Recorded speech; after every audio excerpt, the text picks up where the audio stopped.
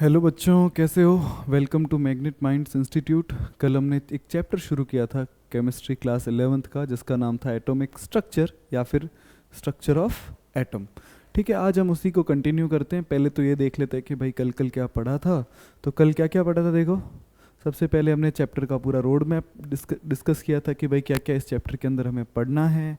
उसके बाद हमने शुरू किया था, क्या शुरू किया था, Dalton's atomic topics, Dalton's atomic theory से शुरू किया था, डेल्टन के परमाणुिक सिद्धांत से। फिर हमने डिस्कवरी ऑफ सब एटॉमिक पार्टिकल्स डिस्कस किया था, जिसमें पहले हमने डिस्कवरी ऑफ इलेक्ट्रॉन डिस्कस किया था, जिसके लिए हमने क्या किया था, कैथोड रे एक्सपेरिमेंट, उसको अच्छे से डिटेल में समझा था।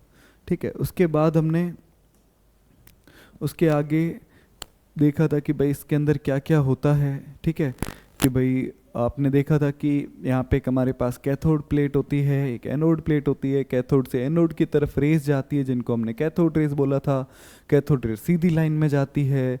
कैथोड रेस का कुछ मोमेंटम होता है, काइनेटिक एनर्जी होती है। कैथोड रेस नेगेटिवली चार्ज होती है, उनमें नेगेटिवली चार्ज पार्टिकल्स होते हैं, जिनको हमने बोला था इलेक्ट्रॉन्स। और ये मैग्नेटिक फील्ड और इलेक्ट्रिक फील्ड की प्रेजेंस में डिफ्लेक्ट होती है, अपना रास्ता चेंज करती है। और ये इनमें पेनिट्रेटिंग पावर भी होती है कि रेज जो है वो कुछ पतली सी मेटल शीट से पास भी हो सकती है। फिर हमने देखा था कि ये आयोनाइज कर सकती है, हीटिंग जनरेट कर सकती है।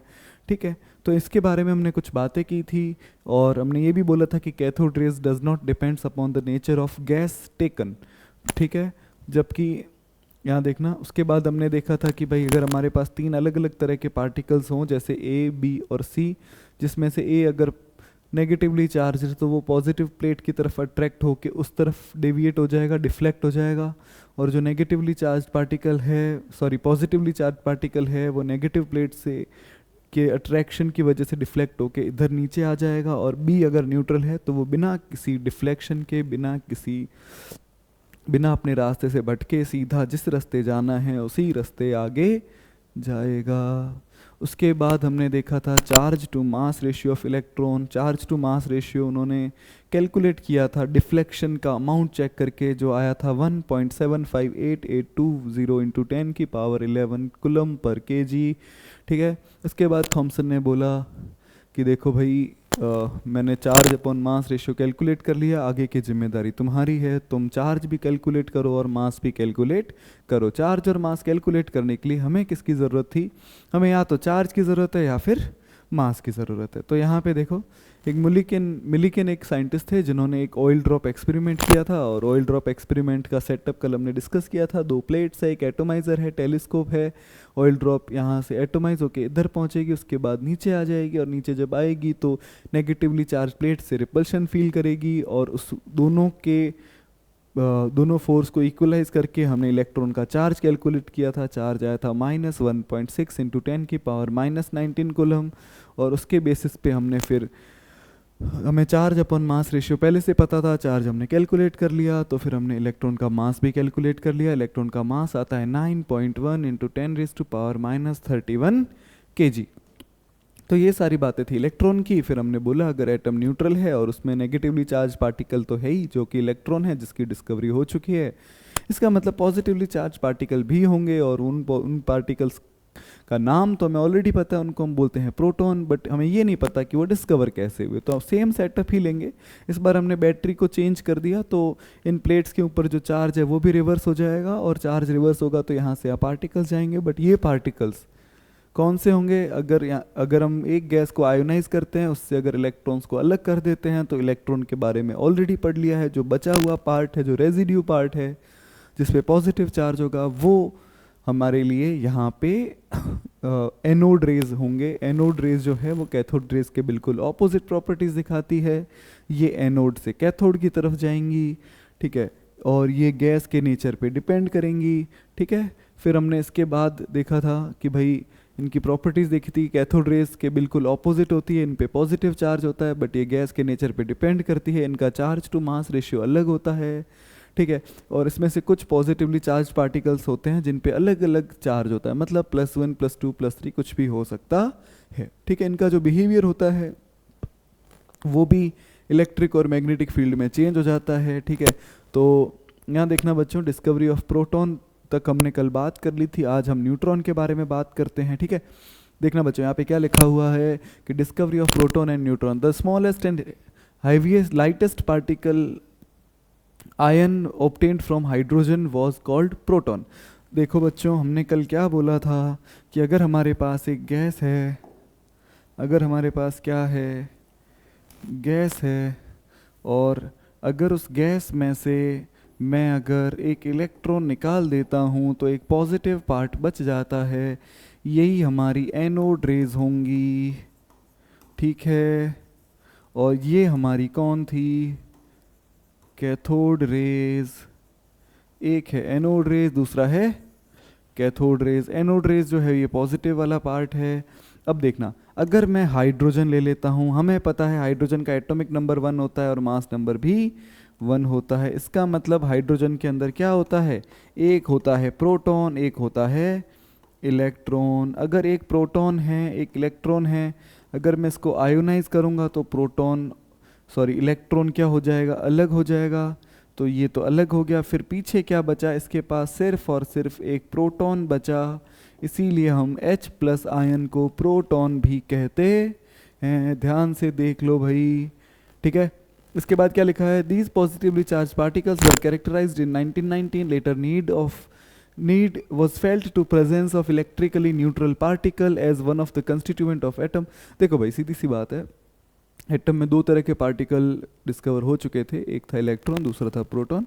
फिर उन्हें लगा कि शायद क्या पता ऐसा भी हो कि भाई कोई नेगेटिवली चार्ज न्यूट्रल पार्टिकल हो जिसके बारे में हमें अभी तक पता ना हो। हमने कल देखा था कि इलेक्ट्रॉन की डिस्कवरी थी वो 1800s में हुई थी, जबकि जो न्यूट्रॉन है उसकी डिस्कवरी 1919 में हुई। इस टाइम तक साइंस बहुत डेवलप हो चुकी थी, बहुत सारी नई नई चीज़ें चल रही थी। इस वक्त ना एक चीज़ बहुत ट्रेंड में थी, आपने देखा भी होगा, एक मूवी जो आई थी ओपनहाइमर, उसमें हम देखते भी हैं कि जो न्यूक्लियर फिशन जो है वो उस वक्त बहुत ट्रेंड में था कि न्यूक्लियर रिएक्शंस होना शुरू हो गई थी। तो ऐसे ही एक न्यूक्लियर रिएक्शन हुई थी जिसने क्या डिस्कवर करवाया था, हमें न्यूट्रॉन डिस्कवर करवाया था। जैसे मैं उस न्यूक्लियर रिएक्शन को लिखता हूँ तो Be पे 7 लिख दिया मैंने, यहाँ पे लिख दिया 4, ठीक है। उसके साथ मैंने लिख दिया हीलियम, यहाँ पे He, यहाँ पे लिख दिया 4। इससे क्या बना देते हैं कार्बन C612। तो समझ भी आ रहा है कि भाई ये 4 है, ये 2 है, तो ये क्या हो जाएगा 6 हो जाएगा। बट ये 7 है, ये 4 है, तो 7 और 4 कितने होने चाहिए 13, बट यहाँ क्या है 12 है। तो यहाँ पे एक पार्टिकल रिलीज हो जाएगा जो होगा 0n1। इसका मतलब ये जो पार्टिकल है यही पार्टिकल न्यूट्रॉन है, ठीक है। तो इस पार्टिकल को डिस्कवर किया था साइंटिस्ट ने, ठीक है। ये डिस्कवर करने में जिन रिएक्शंस का यूज़ किया गया था वो रिएक्शंस कौन सी है, न्यूक्लियर रिएक्शंस, ठीक है। तो इसको किसने डिस्कवर किया था, इसको डिस्कवर किया था जेम्स चैडविक ने। किसने किया था, जेम्स चैडविक ने डिस्कवर किया था। अब ठीक है, तो ये न्यूक्लियर रिएक्शंस में ये डिस्कवरी हुई थी और इनको हमने क्या नाम दे दिया, इन पार्टिकल्स को न्यूट्रॉन पार्टिकल दे दिया, ठीक है। क्या नाम है इनका, न्यूट्रॉन्स। अब इसके बाद देखो बच्चों, अब हमारे पास तीनों पार्टिकल्स आ गए हैं। कौन कौन से पार्टिकल आ गए हैं, इलेक्ट्रॉन, प्रोटॉन, न्यूट्रॉन। इलेक्ट्रॉन देखो, इनके सिंबल भी देख लेते हैं भाई। इलेक्ट्रॉन का सिंबल क्या होगा, ई होगा। प्रोटॉन का सिंबल क्या होगा, पी होगा। न्यूट्रॉन का सिंबल क्या होगा, एन होगा। चार्ज देखो बच्चों, जितना चार्ज इलेक्ट्रॉन पे होता है उतना ही सेम चार्ज प्रोटॉन पर भी होता है, बट सिंबल ऑपोजिट होगा क्योंकि इलेक्ट्रॉन नेगेटिवली चार्ज्ड है और प्रोटॉन पॉजिटिवली चार्ज्ड है। अब इनका चार्ज अगर इक्वल है और ऑपोजिट है तो इसका मतलब हम ये कह सकते हैं कि इलेक्ट्रॉन का जो चार्ज है और प्रोटॉन का चार्ज है वो इक्वल एंड ऑपोजिट है। तो इनका जो रिलेटिव चार्ज है, इसका रिलेटिव चार्ज हो जाएगा -1 और इसका रिलेटिव चार्ज हो जाएगा +1। बट हमने क्या बोला था, इलेक्ट्रॉन और प्रोटॉन का चार्ज इक्वल होता है बट मास में बहुत बड़ा डिफरेंस है। देखना बच्चों, इलेक्ट्रॉन का मास हमने कैलकुलेट किया था 9.1 × 10⁻⁻31 kg और इलेक्ट्रॉन का मास कितना आएगा, सॉरी प्रोटॉन का मास कितना आएगा 1.67। तो ये 1.67262 × 10⁻⁻27 है। ये किसका चार्ज है, प्रोटॉन का। ऐसे ही न्यूट्रॉन का चार्ज कितना होगा 1.67492 × 10⁻⁻⁻²। 27 kg, ये भी kg में है। देखो बच्चों, इनके मास को अगर अपन देखें तो पहली 2 यूनिट्स तो सेम है, बट उसके बाद थोड़ा सा क्या है, फर्क है। इस फर्क का क्या मतलब हुआ भाई? इस फर्क का ये मतलब हुआ कि इन दोनों का मास सेम नहीं है, मतलब ये जो न्यूट्रॉन है ये स्लाइटली हैवी होता है। स्लाइटली हैवी मतलब कि थोड़ा भारी होता है, प्रोटॉन के कंपैरिजन में न्यूट्रॉन थोड़ा भारी होता है, इस बात का थोड़ा ध्यान रखना, बाकी कोई फर्क नहीं है, ठीक है। मास को अगर अपन देखते हैं तो इनका मास लगभग बराबर है, ठीक है, और इलेक्ट्रॉन का मास इन दोनों के कंपैरिजन में बहुत ज़्यादा कम है, ठीक है भाई। अब ये वाली बात याद रखना। इसके बाद हमारे डिस्कवरी ऑफ सब एटॉमिक पार्टिकल्स पूरी हो जाती है। इलेक्ट्रॉन, प्रोटॉन, न्यूट्रॉन सब हमने पढ़ लिए, ठीक है। अब हम एटॉमिक मॉडल्स शुरू करेंगे, जिसमें हम पहले पढ़ेंगे कौन सा, थॉमसन मॉडल, फिर पढ़ेंगे रुदरफोर्ड मॉडल, ठीक है। ये दोनों एटॉमिक मॉडल हम क्लास 9 में पढ़ के आते हैं, बट फिर भी हम इनको बहुत डिटेल में आराम से फिर से पढ़ेंगे। उसके बाद हमें बोर मॉडल पढ़ना है, पर बोर मॉडल से पहले ये 2 बहुत ही इंपॉर्टेंट चीज़ें पढ़नी हैं। इलेक्ट्रोमैग्नेटिक वेव थ्योरी, ठीक है, विद्युत चुंबकीय तरंग का सिद्धांत, ठीक है, और प्लांक्स क्वांटम थ्योरी, प्लांक का क्वांटम सिद्धांत, ठीक है। इन दोनों के बारे में बहुत डिटेल में पढ़ना है। उसके बाद हम बोर पे चलेंगे, क्योंकि बोर मॉडल समझने के लिए हमें कहीं ना कहीं इन दोनों की आवश्यकता या ज़रूरत है, ठीक है भाई।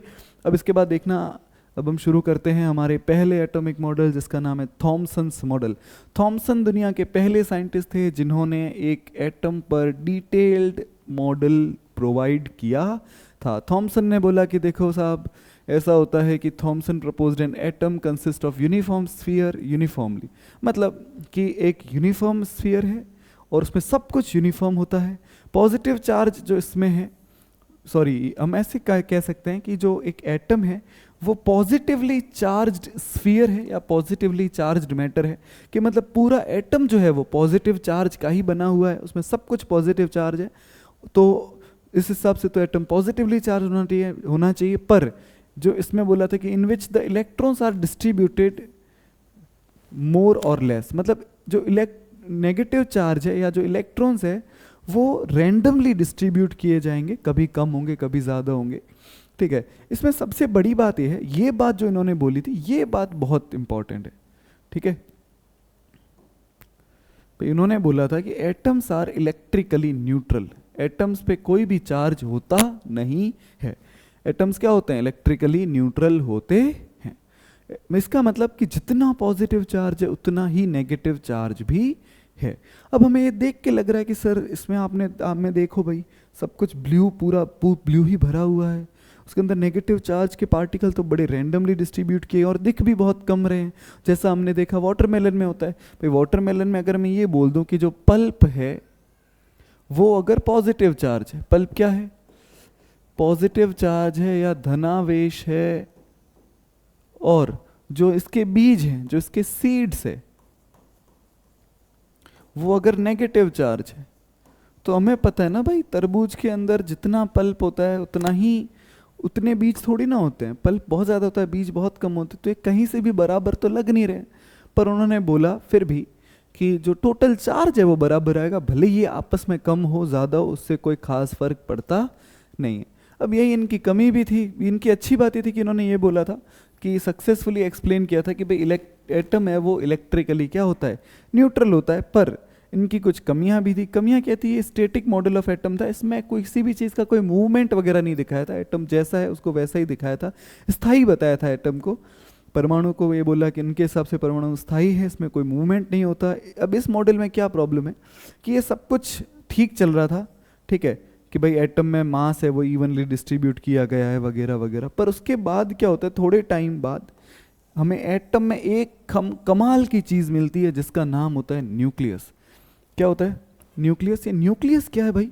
तो न्यूक्लियस हमें पता चलता है कि एटम के बीचों बीच कुछ तो ऐसा, कोई तो ऐसी जगह है जहाँ पे बहुत हाई मास डेंसिटी है और बहुत हाई चार्ज डेंसिटी है।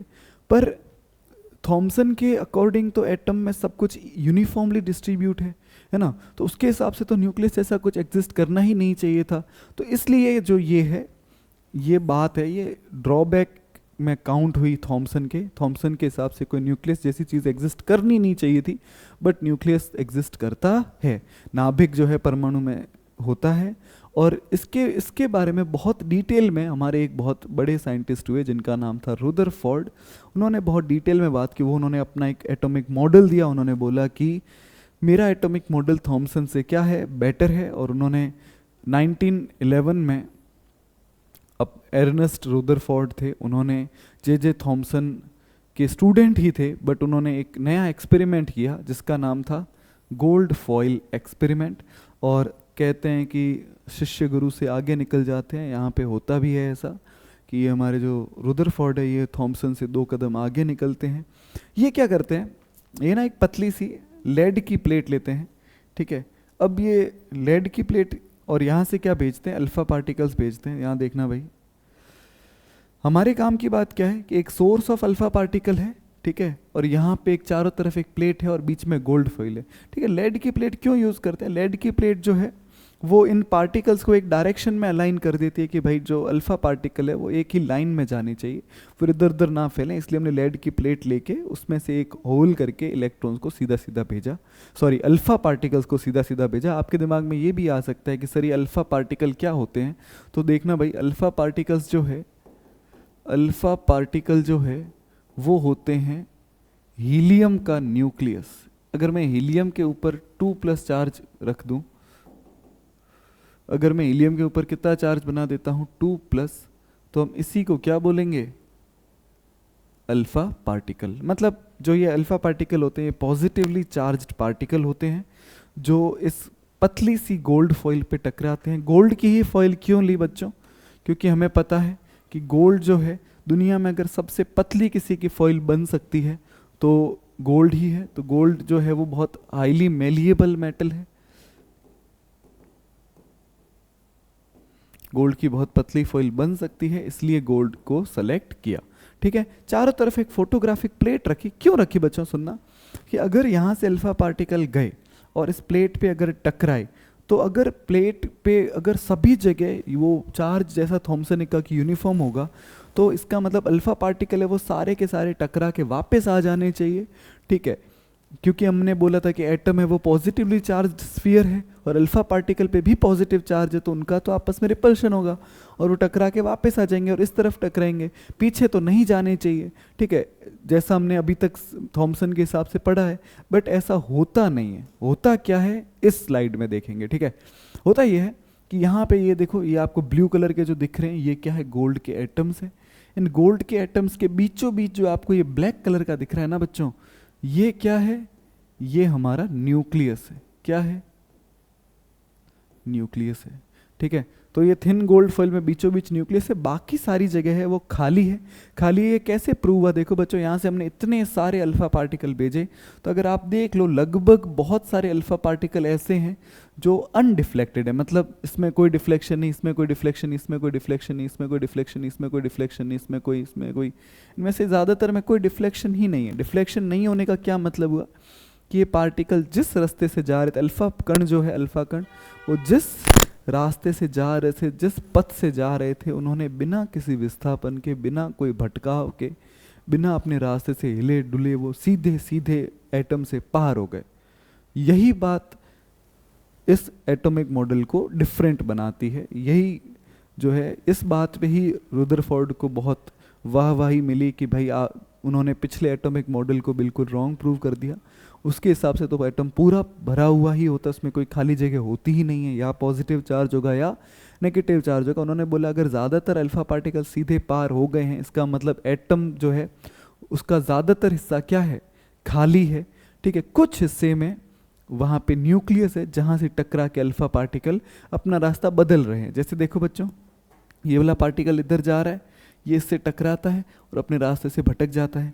ये पार्टिकल जाता है, न्यूक्लियस से टकराता है, वापस आ जाता है, ठीक है। ये वाला पार्टिकल जाता है, टकराता है, भटक जाता है, ठीक है।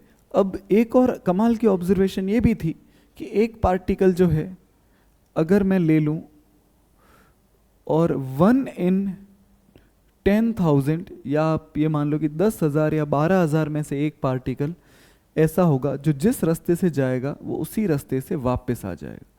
वो जिस रास्ते गया उसी रास्ते वापस आ गया। उसने 180 डिग्री का क्या दिखाया, डिफ्लेक्शन दिखाया। 180 डिग्री का डिफ्लेक्शन कैसे दिखाया कि भाई यहाँ पे न्यूक्लियस था, ये हमारा पार्टिकल अल्फा पार्टिकल है, वो इधर गया, इससे टकराया, और जिस रास्ते वो गया है वो उसी रास्ते वापस आ गया। ठीक है, मतलब 180 डिग्री उल्टे पांव वापस आ गया।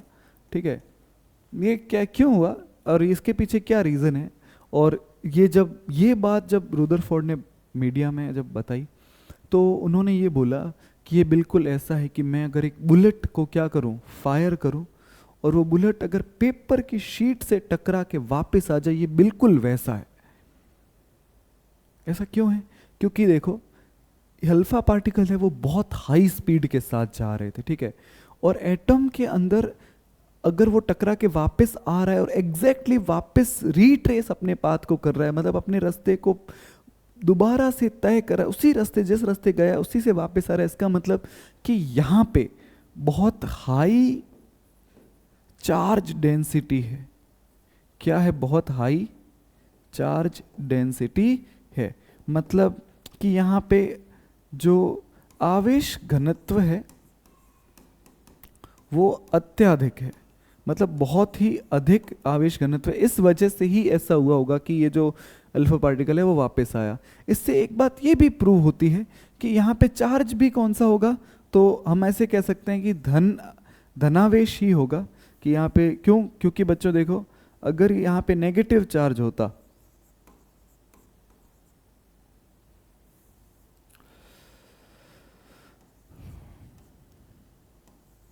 अगर यहाँ पे कौन सा चार्ज होता, नेगेटिव चार्ज होता, अगर यहाँ पे ऋणावेश होता तो अल्फा पार्टिकल इससे चिपक जाता, क्योंकि हमारे अल्फा पार्टिकल पे कौन सा चार्ज है, पॉजिटिव चार्ज है। और यहाँ पे अगर यहाँ पे पॉजिटिव चार्ज है तभी तो ये वापस आया है, वरना फिर ये क्यों वापस आता है ना। तो देखना बच्चों, तो इसका क्या मतलब हुआ कि ये टाया टकरा के वापस आ गया है ना। तो इसका मतलब यहाँ पे जो हमारे चार्ज है वो कौन सा है, पॉजिटिव चार्ज है और हाई चार्ज डेंसिटी है। इसका मतलब एक एटम के अंदर जितना भी पॉजिटिव चार्ज होता है वो सारा का सारा पॉजिटिव चार्ज उसके न्यूक्लियस में एग्जिस्ट करता है। ठीक है भाई, इसके बाद देखना ये कुछ सेटअप है, देखना बच्चों गौर से ध्यान से देखना। ऐसा कुछ उन्होंने सेटअप किया था, ये इमेज थोड़ा आप गौर से देखना भाई। यहाँ पे क्या है, यहाँ पे एक डिस्क है, ठीक है, और इस डिस्क के ऊपर उन्होंने इधर से क्या भेजे थे, अल्फा पार्टिकल्स भेजे थे, और वो क्या हुए, टकरा के वापस आ गए। ठीक है, ये एक्सपेरिमेंटल सेटअप है, ये एक हाइपोथेटिकल इमेज है, आप मतलब आप ऐसे समझ सकते हो कि कुछ ऐसा सेटअप दिखता होगा। ठीक है, अब इसके बाद हम हमारे इसकी ऑब्जर्वेशंस पे आ जाते हैं जो कि हमारे काम की है।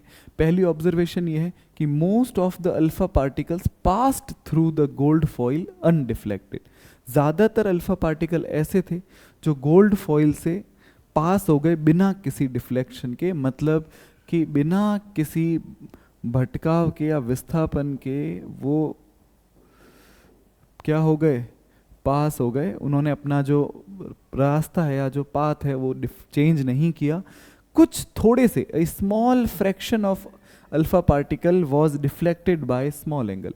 थोड़े से अल्फा पार्टिकल ऐसे थे जो छोटे छोटे एंगल से क्या हो गए, डिफ्लेक्ट हो गए। पर अगर ऐसे बोलें कि बहुत ही कम, मतलब 20,000 में, एनसीईआरटी में अलग अलग लिखा हुआ है, जैसे यहाँ पे 20,000 लिखा हुआ है, 9th क्लास में 12,000 लिखा हुआ है, पर 12,000 हो चाहे 20,000 हो, ये बहुत बड़ा नंबर है। तो बहुत थोड़े से पार्टिकल ऐसे हैं, जो एक पार्टिकल ऐसा होगा 10-12,000 20,000 में जो 180 वो बाउंस बैक हो जाएगा और 180 डिग्री का डिफ्लेक्शन दिखाएगा। ठीक है भाई। तो ये तीन तो थी ऑब्जर्वेशन। इन तीन ऑब्जर्वेशन के बेसिस पे तीन कंक्लूजन बोले। हमने बोला कि भाई मोस्ट ऑफ अल्फा पार्टिकल्स, क्या बोला, मोस्ट ऑफ अल्फा पार्टिकल थे वो तो बिना किसी रास्ते से अपने भटके चले गए थे। ठीक है, इसका मतलब कि एक एटम के अंदर most of the space in an atom is empty. अगर खाली नहीं होता तो अल्फा पार्टिकल बिना डिफ्लेक्ट हुए जाते ही नहीं। ठीक है, अब देखना कुछ थोड़े बहुत अल्फा पार्टिकल्स ऐसे थे जो अपने रास्ते से भटक गए थे, डिफ्लेक्ट हो गए थे। ठीक है, और ऐसा क्यों हुआ, this must be the deflection must be done due to enormous repulsive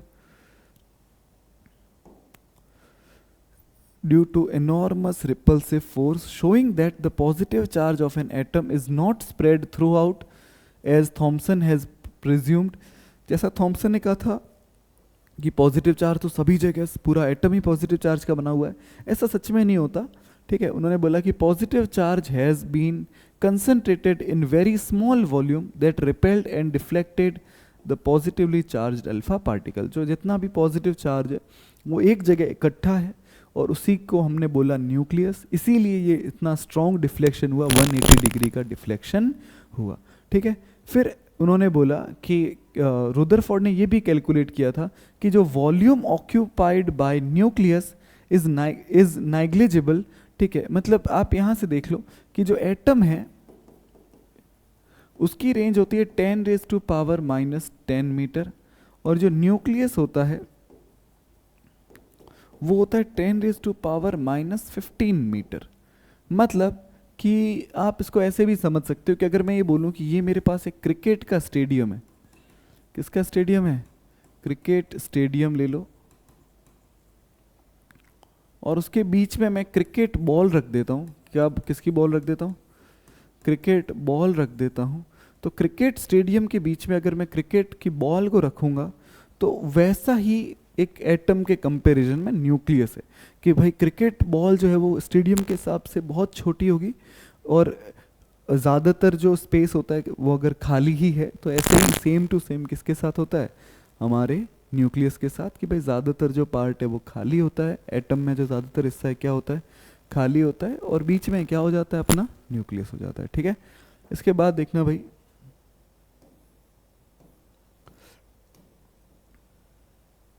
तो हमारे यही बातें थी इसकी, ठीक है। अब हम इसके बाद देखते हैं कि इस एटॉमिक मॉडल में क्या कमी थी, इसके ड्रॉबैक्स के बारे में डिस्कस करते हैं, ठीक है।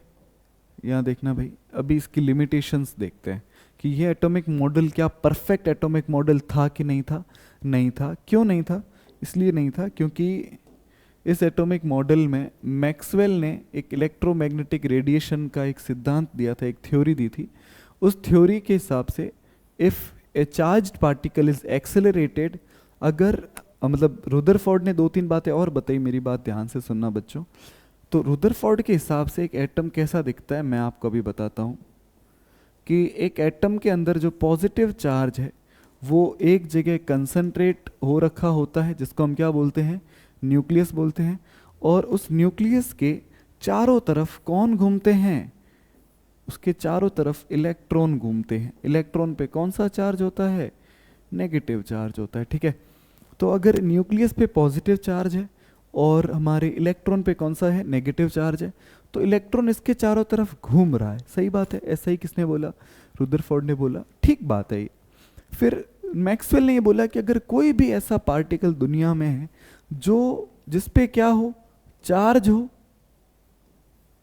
और अगर वो मूवमेंट दिखाए, चार्ज और क्या दिखाए, मूवमेंट दिखाए, तो क्या होगा कि वो थोड़े टाइम बाद एक स्पाइरल पाथ को फॉलो करेगा। मतलब क्या करेगा, वो एक्सेलरेटेड चार्ज पार्टिकल है तो वो एनर्जी रिलीज करेगा, और इलेक्ट्रॉन क्या एक एक्सेलरेटेड है, ठीक है, और ये एनर्जी एक्सेलरेटेड चार्ज पार्टिकल है, अगर वो मूव करेगा, मतलब कि अगर एक ऐसा कोई कण है, कोई जिस पे आवेश है और जिसका कुछ त्वरण भी है, त्वरित आवेशित कण अगर है, वो समय के साथ या टाइम के साथ एनर्जी रिलीज करेगा, और अगर वो एनर्जी रिलीज करेगा तो उसका जो पाथ है वो धीरे धीरे छोटा होता जाएगा, वो पाथ स्पाइरल पाथ को फॉलो करेगा, स्पाइरल पाथ को फॉलो करेगा, घूमता घूमता घूमता घूमता लास्ट में किस पे जाके टकरा जाएगा, न्यूक्लियस पे।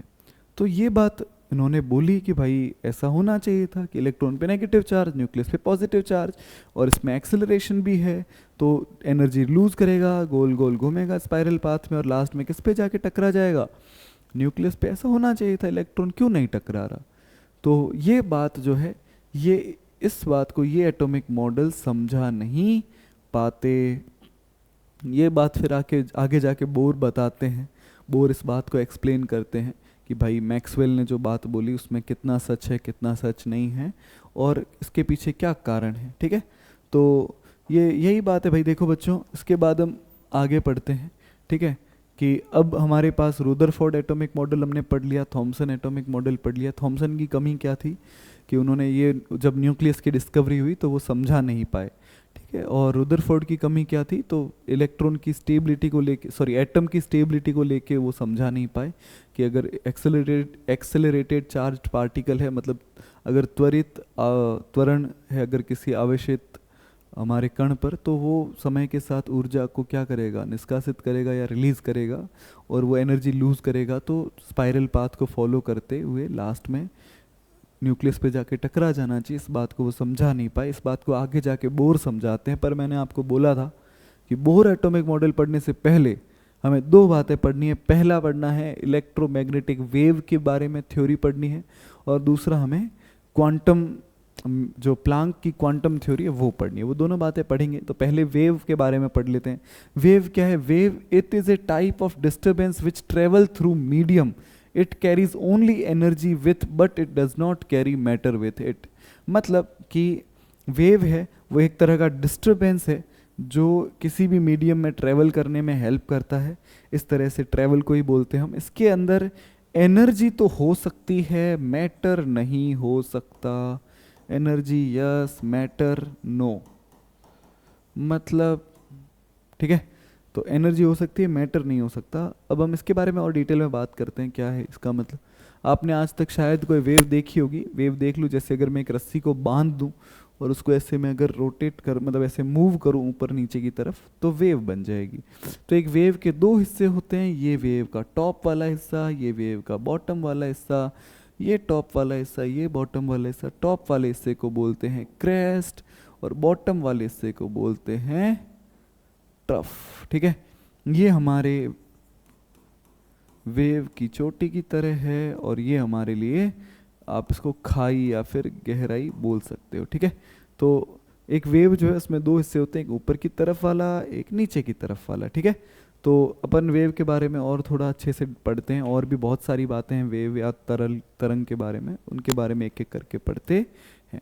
यहाँ देखना बच्चों, इसके बारे में मैं दो तीन बातें पढ़नी है। सबसे पहले पढ़ते हैं एम्पलीट्यूड, ठीक है। एम्पलीट्यूड क्या होता है? देखो भाई, एक वेव है, ये वेव का सबसे ऊपर वाला हिस्सा, ये वेव का सबसे नीचे वाला हिस्सा, इन दोनों के बीच में जो दूरी है इसकी को हम क्या बोलते हैं? एम्पलीट्यूड। क्या बोलते हैं?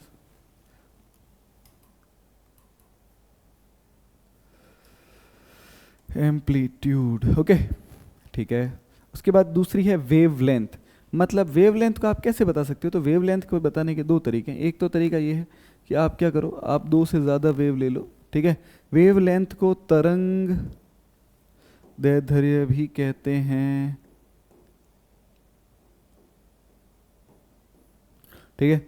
अब देखो, या तो आप क्या करो, दो क्रेस्ट के बीच की डिस्टेंस ले लो, ये भी हमारी वेवलेंथ है, ठीक है। या फिर आप दो ट्रफ के बीच की लेंथ ले लो, दूरी ले लो, ये भी अपना आपका तरंग दैर्ध्य है, ठीक है। और इसका जो सिंबल होता है, इसका सिंबल होता है लैम्डा। क्या सिंबल होता है?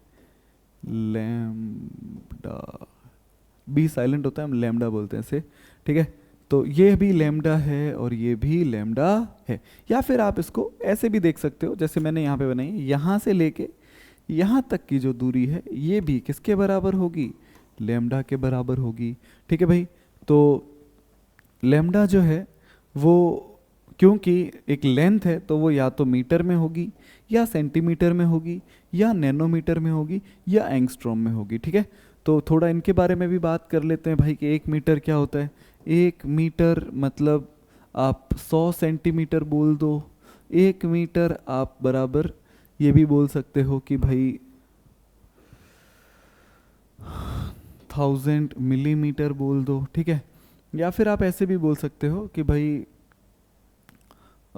10 रेज टू पावर, आप एक दो बातें और देख लो। एक नैनोमीटर बराबर 10 रेज टू पावर -9 मीटर। एक एंगस्ट्रॉम मतलब 10 की पावर -10 मीटर। ये वाले थोड़े हमारे लिए इम्पोर्टेंट है, ठीक है। और एक और देख लो, एक माइक्रोमीटर मतलब 10 की पावर -6 मीटर, ठीक है। क्या क्या याद रखना है? और देखो बच्चों, दो तीन बातें और, एक पिकोमीटर को भी याद रख लेते हैं, ठीक है।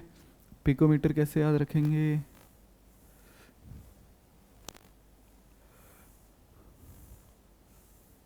ठीक है, यहाँ देखो, 1 nanometre 1 angstrom equal to 10⁻⁻10 metre, 1 picometre equal to 10⁻12 metre. ठीक है, मैं आपको एक ट्रिक भी बता देता हूँ छोटी सी।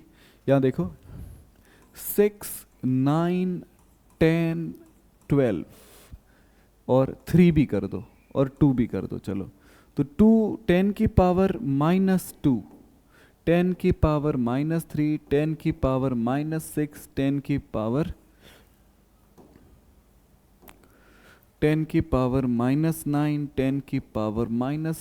10⁻⁻10, 10⁻12।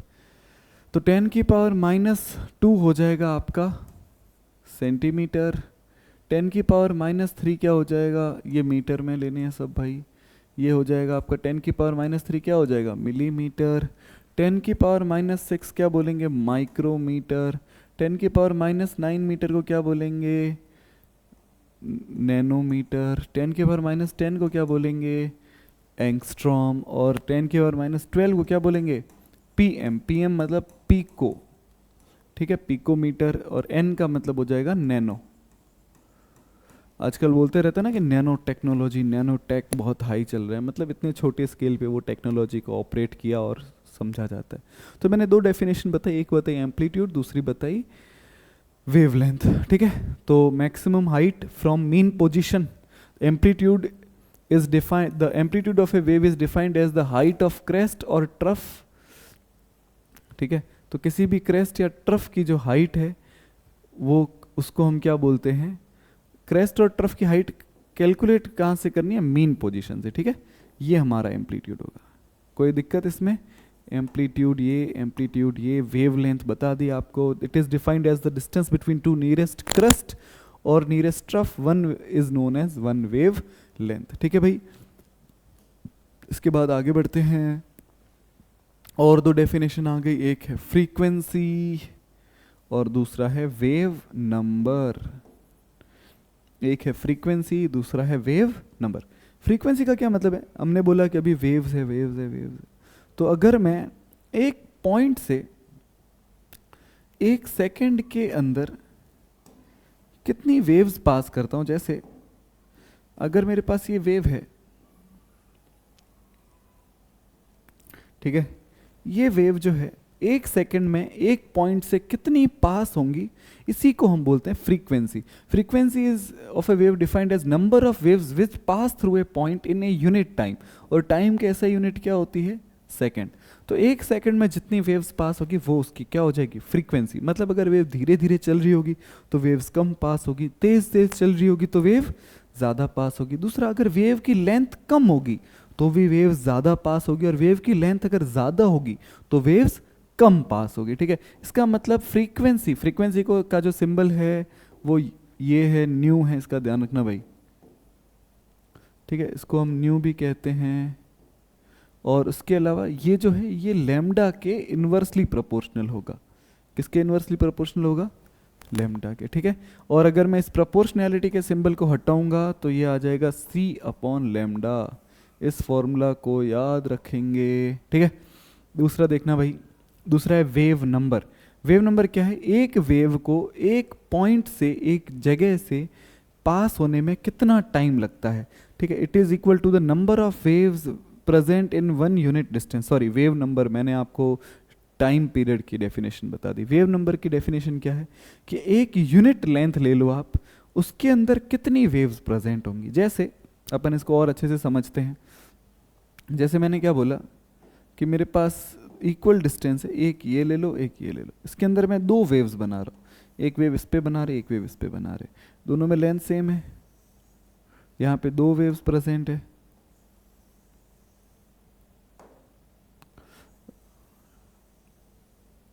और यहाँ पे देखो, अब देखो दोनों में लेंथ सेम है, लेंथ मान लेते हैं, ये जो टोटल लेंथ है वो मान लेते हैं 1 मीटर। इस 1 मीटर में यहाँ कितनी वेव्स प्रेजेंट है, एक वेव, ठीक है, 2 वेव, 3 वेव, 4 वेव। यहाँ कितनी वेव्स प्रेजेंट है बताओ, कितनी तरंगे हैं, यहाँ 4 तरंगे हैं। यहाँ कितनी है, 1 2, यहाँ कितनी वेव्स प्रेजेंट है, 2। तो देखो वेव नंबर किस में ज़्यादा किस में कम, ऊपर वाले में ज़्यादा, सॉरी नीचे वाले में ज़्यादा ऊपर वाले में कम। तो वेव नंबर देखो, वेव की लेंथ अगर मैंने बढ़ाई तो वेव नंबर क्या हो गया, कम हो गया। तो इसका मतलब जो वेव नंबर है वो वेव की लेंथ के इन्वर्सली प्रोपोर्शनल होता है। ये भी भाई फॉर्मूला इंपॉर्टेंट है, याद रखना। ये हमारा हो गया दूसरा फॉर्मूला, पहला फॉर्मूला दूसरा फॉर्मूला, ठीक है। अब इसकी यूनिट्स देखना बच्चों, है ना। तो फ्रीक्वेंसी की यूनिट क्या होगी, तो फ्रीक्वेंसी की यूनिट क्या होगी, मैंने क्या बोला, फ्रीक्वेंसी होगी वो टाइम के इन्वर्सली प्रोपोर्शनल होगी। तो 1/सेकेंड, या फिर इसको आप सेकेंड इन्वर्स भी बोल सकते हो, या फिर इसी को हम हर्ट्ज कहते हैं। हर्ट्ज को हम ब्रैकेट में क्या लिख देते हैं, HZ। यूनिट सबकी इंपॉर्टेंट है। इसकी यूनिट क्या हो जाएगी बताओ भाई, वेव नंबर की यूनिट क्या होगी, वेव नंबर की यूनिट क्या होगी, इसकी यूनिट होगी अपने लेंथ के इन्वर्स, मीटर इन्वर्स, ठीक है, सेंटीमीटर इन्वर्स। और आप जो भी लेंथ आप ले रहे हो इसमें से कोई भी इस तरह की आप लेंथ का इन्वर्स ले सकते हो, ठीक है। जनरली या तो हम सेंटीमीटर प्रेफर करते हैं या फिर मीटर प्रेफर करते हैं। आई होप ये दोनों डेफिनेशन आपको समझ में आ गई होगी, ठीक है। तो अपन ने अभी तक टोटल 4 डेफिनेशन पढ़ी, एम्पलीट्यूड, वेवलेंथ, वेव नंबर और फ्रीक्वेंसी। चारों इंपॉर्टेंट है, कुछ फॉर्मूलाज भी मैंने बता दिया आपको इसी बहाने, ठीक है। इसके बाद देखना भाई electromagnetic theory of Maxwell. Maxwell ने क्या बोला था कि मैक्सवेल के बारे में अपन ने बात भी की थी, एक्सेलरेटेड चार्ज पार्टिकल जो होता है वो स्पाइरल पाथ को फॉलो करेगा और किस पे जाके टकरा जाएगा, न्यूक्लियस पे। वही मैक्सवेल है ये। मैक्सवेल ने बोला कि इलेक्ट्रोमैग्नेटिक रेडिएशन आर वेव्स, है ना, और इनकी इलेक्ट्रोमैग्नेटिक रेडिएशन होता है वो वेव होता है, और इनकी प्रॉपर्टी भी वेव के जैसे होती है। वो इंटरफेरेंस भी दिखाते हैं और डिफ्रैक्शन भी दिखाते हैं। इंटरफेरेंस और डिफ्रैक्शन ये थोड़े एडवांस टॉपिक है, ये आपके क्लास 12th की फिजिक्स में आते हैं, ठीक है, जिसको हम ऑप्टिक्स बोलते हैं, ठीक है। अब देखना, it consist of mutually perpendicular oscillating electric and magnetic fields. इसमें क्या क्या होते हैं, ऑसिलेटिंग मैग्नेटिक और इलेक्ट्रिक फील्ड होते हैं। मैं आपको वेव दिखाऊंगा अभी डायग्राम, डोंट वरी, अच्छे से देखेंगे समझेंगे। Speed of electromagnetic wave is equal to the speed of light. Speed of light कितनी होती है वैक्यूम में, 3 × 10⁸ मीटर पर सेकेंड। तो जितनी स्पीड लाइट की होती है उतनी स्पीड इलेक्ट्रोमैग्नेटिक वेव्स की भी होती है, ठीक है। वेव कैसी दिखती है, देखो भाई, इलेक्ट्रोमैग्नेटिक वेव, नाम ही क्या है इसका, EM वेव। EM वेव का मतलब electromagnetic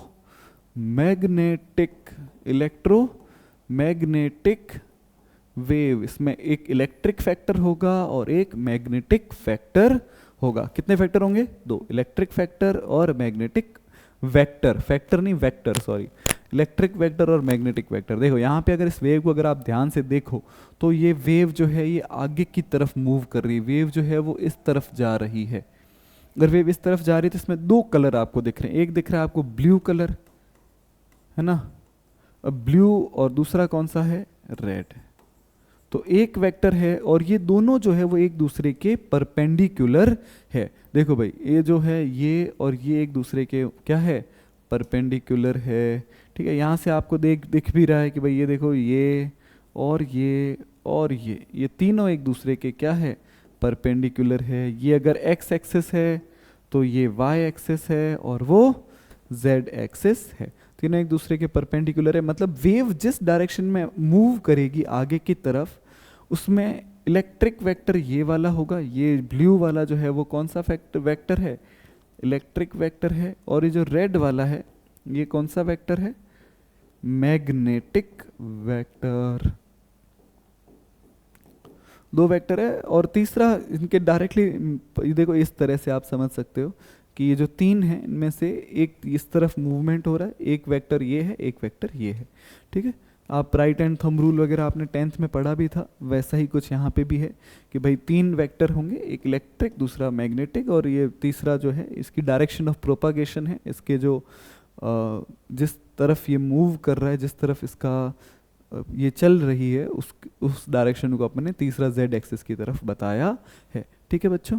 electromagnetic wave I think आपको क्लियर होगी। अब हमारे जो काम की बात है उसको है इलेक्ट्रोमैग्नेटिक स्पेक्ट्रम। इलेक्ट्रोमैग्नेटिक स्पेक्ट्रम क्या होता है, अगर मैं दुनिया में जितनी भी इलेक्ट्रोमैग्नेटिक वेव्स है, दुनिया में कितनी इलेक्ट्रोमैग्नेटिक वेव्स है, हमने क्या नाम सुने इनके? वेव्स कभी कहते हैं इन्हें, कभी इनको रेज कहते हैं। जैसे आपने सुना होगा X rays, gamma rays, UV rays, ये रेज वो रेज है ना, बहुत सारी विजिबल रेज। आज हम उन सब के बारे में बात करते हैं। अगर मैं उन सभी को फ्रीक्वेंसी या फिर वेवलेंथ के ऑर्डर में अरेंज कर दूं, या तो मैं फ्रीक्वेंसी के ऑर्डर में अरेंज कर दूं या फिर मैं वेवलेंथ के ऑर्डर में अरेंज कर दूं, तो मुझे एक बहुत बड़ा स्पेक्ट्रम मिलता है। और उस स्पेक्ट्रम को ही हम क्या बोलते हैं? Electromagnetic spectrum. इसको याद कैसे रखेंगे, मैं आपको एक ट्रिक बता देता हूँ।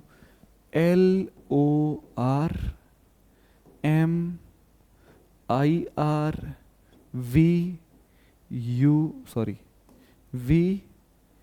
U V X Y Z, ठीक है।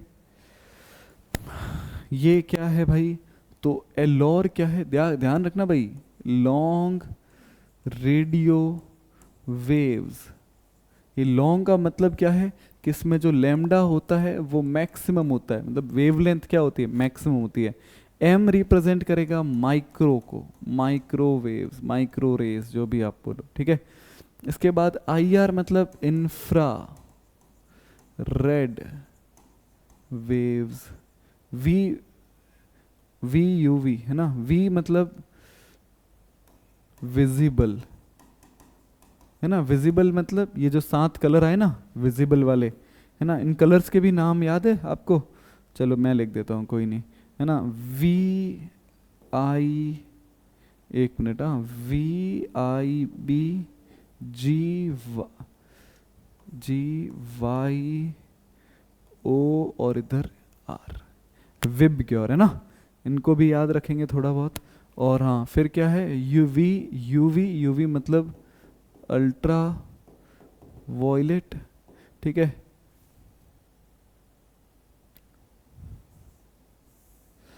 और VUV के बाद क्या है? एक मिनट,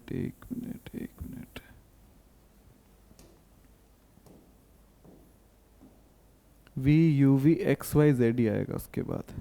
तो VUV आ गया, फिर क्या आएगा? X, फिर क्या आएगा? Y, और फिर Z भी हमारे वैसे है नहीं, Z होता है कॉस्मिक रेज, है ना। कॉस्मिक रेज ये स्पेस में होती है, ये है एक्स रेज, और ये है गामा रेज। इन सब के आपने नाम कहीं ना कहीं सुने होंगे। कहाँ सुने होंगे? देखो भाई, गामा रेज वो हल्क वाली याद है आपको? हल्क मूवी देखी है आपने? हल्क में ये वाली रेज होती है गामा रेज, ये बहुत सबसे ज़्यादा पावरफुल यही होती है ना। अर्थ पे सबसे ज़्यादा पावरफुल कौन सी रेज होती है? हल्क रेज होती है, क्योंकि रेज की जितनी वेवलेंथ कम होगी पावर उतनी ही ज़्यादा होगी, है ना। आप ऐसे भी बोल सकते हो कि वेवलेंथ है वो इन्वर्सली प्रोपोर्शनल होती है पेनिट्रेशन पावर के,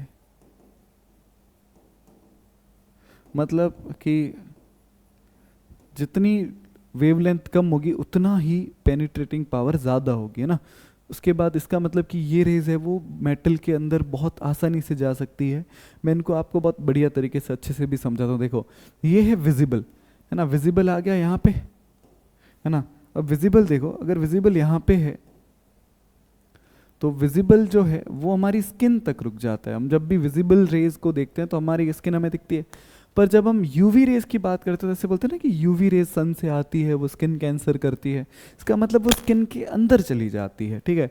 उससे ज़्यादा पावरफुल कौन होती है? X rays. एक्स रेज हमारी स्किन से भी पास होती है, हमारी मसल से भी पास होती है, और उसके बाद वो बोन तक जाके रुक जाती है। इसलिए हमें जब भी हम एक्सरे करवाते हैं तो हमारी बोन्स हमें दिखाई देती है, ठीक है। उसके बाद आती है सबसे ज़्यादा पावरफुल कौन है? Gamma rays. गामा रेज जो है वो बहुत ज़्यादा पावरफुल होती है, ये हमारे डीएनए तक को चेंज कर सकती है। उसी बेसिस पे, उसी प्लॉट पे वो मूवी को डिज़ाइन और वो किया गया था, ठीक है। तो इसीलिए मैंने आपको बोला कि वेवलेंथ ज़्यादा होगी तो पेनिट्रेटिंग पावर कम होगी, इसी तरह से ये होता है, ठीक है। आई थिंक आपको ये क्लियर होगा इलेक्ट्रोमैग्नेटिक रेडिएशन। तो मैक्सवेल थ्योरी में हमें क्या है, थोड़ा बहुत इस ऑर्डर इसको याद रखना है, इसको अच्छे से समझना है, ठीक है। इसके बाद हम थोड़ी बात आगे वाले टॉपिक पे करते हैं, ठीक है। चलो इसके बाद देखना, इसके बाद हमारा क्या है? इसके बाद है इलेक्ट्रो में, इसके बारे में बात कर लेते हैं, ठीक है। ये टॉपिक हमारा किसके बारे में बोलता है कि हमारा जो इलेक्ट्रोमैग्नेटिक रेडिएशन है, ये ब्लैक बॉडी रेडिएशन को नहीं समझा था। ये ब्लैक बॉडी रेडिएशन क्या होता है इसके बारे में हम बात करेंगे, ठीक है। ये कौन से इफेक्ट को नहीं समझा था, फोटो इलेक्ट्रिक इफेक्ट को। ये दोनों टॉपिक हमें अभी पढ़ने बाकी है, ठीक है। ये दोनों मैं आपको पढ़ाऊंगा, तब आपको मैं फिर से याद दिलाऊंगा। और ये क्या करता है, line spectrum of hydrogen atom, ये भी हमें टॉपिक पढ़ना है, ये आगे आने वाले टॉपिक है। और ये heat capacity of solids is a function of temperature, ये वाली चीज़ भी नहीं बताता। Heat capacity of solids is a function of temperature कैसे होता है, सुनना भाई। आपने सुना, आपने देखा होगा कि जब भी हम ना किसी भी आयरन की रॉड को जब हम गर्म करते हैं, आयरन की रॉड को क्या करते हैं, गर्म करते हैं। लोहे की किसी भी रॉड को अगर मैं गर्म करूं तो उसका कलर है वो चेंज होता है। कलर कैसे चेंज होता है, आपने देखा होगा कि जब आप उसको शुरू में गर्म करते हो तो वो रेड हो जाती है, रेड होते होते होते होते फिर वो ना धीरे धीरे ऑरेंज होती है, ऑरेंज से और ज़्यादा गर्म करते तो वो क्या हो जाती है, येलो हो जाती है। और आपको शायद पता नहीं होगा कि दुनिया में जो सबसे गर्म चीज़ें हैं वो ब्लू कलर की है। जैसे अब बहुत कंप्लीट जब कंबशन होता है तो फ्लेम का कलर कैसा होता है, ब्लू होता है ना। बहुत सारी स्टार्स है जो सन से भी गर्म है, वो कैसे होते हैं, ब्लू कलर के होते हैं, ठीक है। तो ये जो कलर्स हैं, ये बात, कलर अपना क्यों चेंज होता है टेम्परेचर के साथ। Heat capacity of solid is a function of temperature, इसके बारे में भी ये समझा नहीं पाती, ये इसके ड्रॉबैक्स है, ठीक है। ये बस आप समझ लो, क्योंकि यहाँ से थ्योरेटिकल टॉपिक है, क्वेश्चंस वगैरह आपको कॉम्पिटिटिव एग्जाम में कम दिखेंगे। चलो आज अब फिर अपन ने जो फॉर्मूला पढ़े थे उस पर एक एक दो क्वेश्चन कर लेते हैं। पहला क्वेश्चन है कि Vividh Bharati station of All India Radio had broadcasted a frequency of 1368 kilohertz, calculate the wavelength of electromagnetic radiation emitted by transmitter, which part of electromagnetic radiation does it belong to। सुनना बच्चों ना, बात सुनो। सबसे पहले फॉर्मूला देखो भाई, फॉर्मूला क्या था, एक तो फॉर्मूला था ये वाला, ठीक है। अच्छा, यही फॉर्मूला अपने को यूज भी करना है। इस फॉर्मूला में ये क्या है बताओ, ये क्या है, ये है फ्रीक्वेंसी। ये क्या है, C क्या होता है, स्पीड ऑफ लाइट, ठीक है। और लैम्डा क्या है, वेव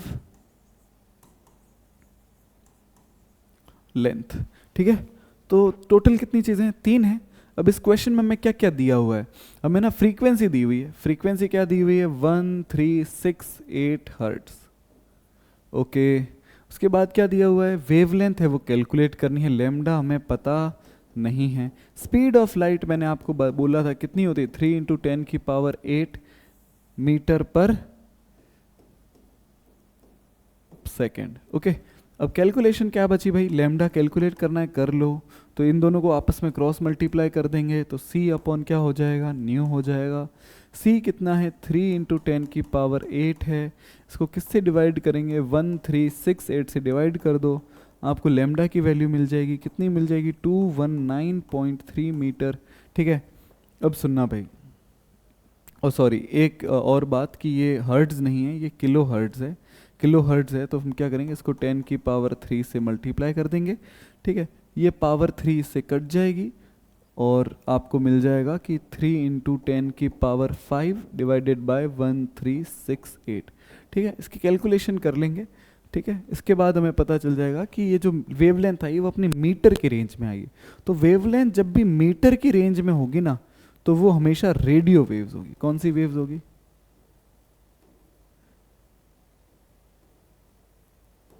रेडियो वेव्स होंगी।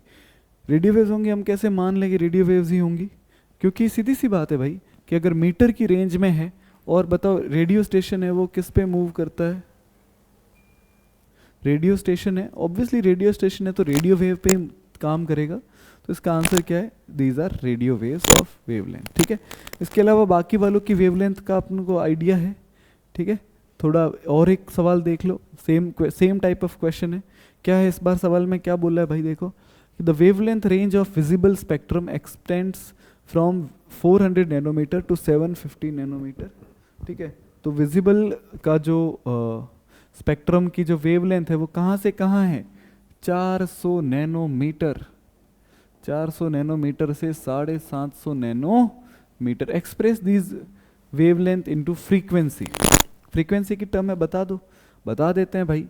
तो अपने पास क्या है, पहली वेवलेंथ हो जाएगी λ1 = 400 नैनोमीटर, ना, फ्रीक्वेंसी 1 पता नहीं है, ठीक है। तो क्या करेंगे, lambda 1 equal to c upon, sorry हमें तो फ्रीक्वेंसी निकालनी है ना, चलो देखो, तो हम क्या बोलेंगे, frequency 1 equal to c upon क्या हो जाएगा, लैम्डा 1। सी कितना है, 3 इंटू 10 की पावर 8 अपॉन लैम्डा 1 कितना है, 400, ठीक है। इसका आपके आंसर आ जाएगा। लैम्डा 2 कैसे, लैम्डा 2 आप कितना मानोगे, 750 नैनोमीटर, और लैम्डा 2 की वैल्यू पता नहीं, लैम्डा 2 कितना आ जाएगा, तो ये भी आपके आ जाएगा 3, एक मिनट, 3 इंटू 10 की पावर 8 और इसके अपॉन में क्या आ जाएगा, 750, ठीक है। इन दोनों को सॉल्व करेंगे तो आंसर मिल जाएगा। पहले का आंसर आपके क्या आ जाएगा, 7.5 इंटू 10 की पावर 14, और इसका आंसर आ जाएगा 4 इंटू 10 की पावर 14, ठीक है। दोनों किस में आएंगे, ये भी किस में आएगा, हर्ट्ज में, और ये भी किस में आएगा, हर्ट्ज में, क्योंकि आपको मैंने बोला फ्रीक्वेंसी की ऐसा यूनिट क्या होती है, हर्ट्ज, इसकी भी हर्ट्ज और इसकी भी हर्ट्ज, ठीक है। बाकी बस इसके सामने आपको एक्सप्लेनेशन दिया, वो ये एनसीईआरटी के सॉल्व्ड एग्जांपल है, ठीक है। तो शुरू में अपन थोड़े इसी लेवल के सवाल कर लेते हैं, थोड़ा अच्छे से समझ लेते हैं, उसके बाद फिर आगे वाले क्वेश्चंस में कोई प्रॉब्लम नहीं आएगी, ठीक है। ये एक क्वेश्चन और है, ये एक और क्वेश्चन कर लेते हैं, ठीक है। उसके बाद फिर आगे वाली टॉपिक्स जो है वो नेक्स्ट क्लास में हम कवर कर लेंगे, ठीक है। इसमें भी सेम ही बात है कि भाई calculate wave number and frequency of yellow light, lambda दिया हुआ है, लैम्डा कितना दिया हुआ है, 5800 एंगस्ट्रॉम, ठीक है, लैम्डा दिया हुआ है। आप क्या करोगे, वेव नंबर निकाल दो, वेव नंबर क्या होता है, 1 अपॉन लैम्डा, तो बस यही तो करना है, 1 अपॉन 5800। ए नॉट का मतलब याद है, मैंने बताया था, ए नॉट का क्या मतलब होता है, 10 की पावर -10 मीटर, तो यहाँ लिख दो 10 की पावर -10 मीटर, तो 10 की पावर -10 ऊपर जाएगा तो 10 की पावर +10 हो जाएगा, नीचे क्या बचा, 5800, इसको जब आप डिवाइड दोगे तो 1.724 इंटू 10 की पावर 4 मीटर पावर -1। मीटर को सेंटीमीटर में चेंज करना आपको आता है, कर लेना। कैसे करेंगे, 1 मीटर में कितने सेंटीमीटर होते हैं, 100, तो मीटर इनवर्स को मल्टीप्लाई करेंगे तो 100 से मल्टीप्लाई कर दो, ठीक है। अच्छा सॉरी, 1 मिनट रुकना, इसको 10 की पावर 6 जो है वो आ जाएगा, 10 की पावर 6 मीटर पर मीटर आ जाएगा, और मैं अगर मीटर को सेंटीमीटर में चेंज करूँगा तो पावर जो है वो 2 से कम कर दो, ठीक है, और आपके मीटर किस में कन्वर्ट हो जाएगा, सेंटीमीटर में, सेंटीमीटर की पावर -1।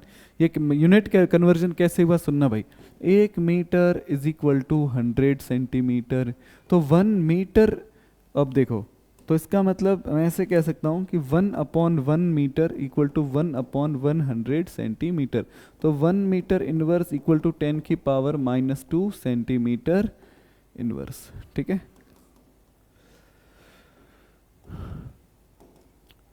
तो यहाँ पे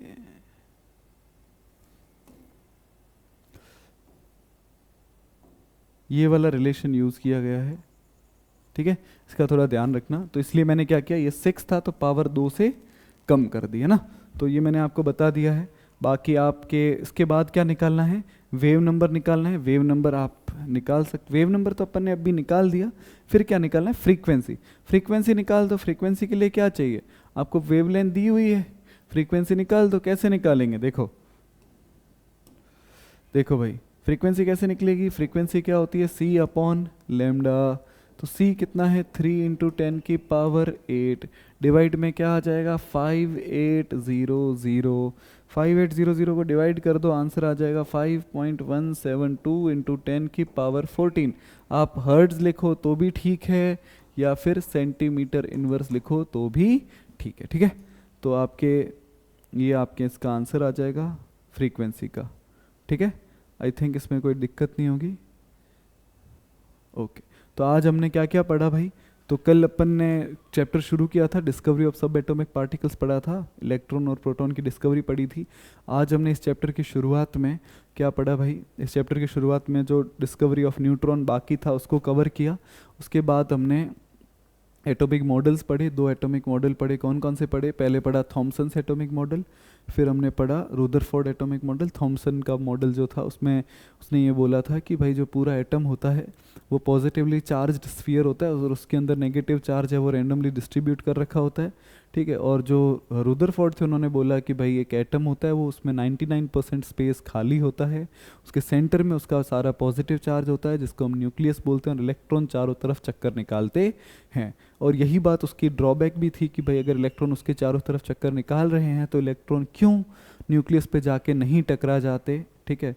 ये बात वो नहीं समझा पाए थे, ठीक है। तो उन्होंने बोला कि भाई हाँ ये उसके ड्रॉबैक में काउंट हुआ। मैक्सवेल की रेडिएशन, मैक्सवेल ने बोला कि अगर एक्सेलरेटेड चार्ज पार्टिकल है तो वो न्यूक्लियस पे जाके टकरा जाना चाहिए, बट ये टकराता नहीं है।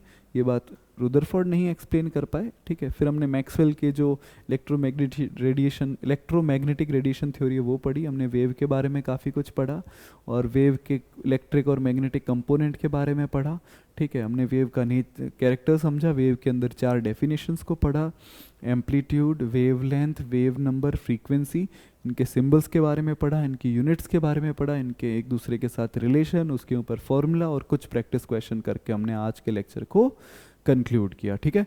फिर कल हम आगे पढ़ेंगे, फिर हम बोर मॉडल की तरफ जाएंगे, ठीक है। उसके बीच में हमें 1-2 छोटे टॉपिक और पढ़ने हैं, उनको कवर करके बोर मॉडल की तरफ जाके फिर हमें सबसे एडवांस्ड जो एटॉमिक मॉडल है क्वांटम मैकेनिकल मॉडल वो पढ़ेंगे, ठीक है।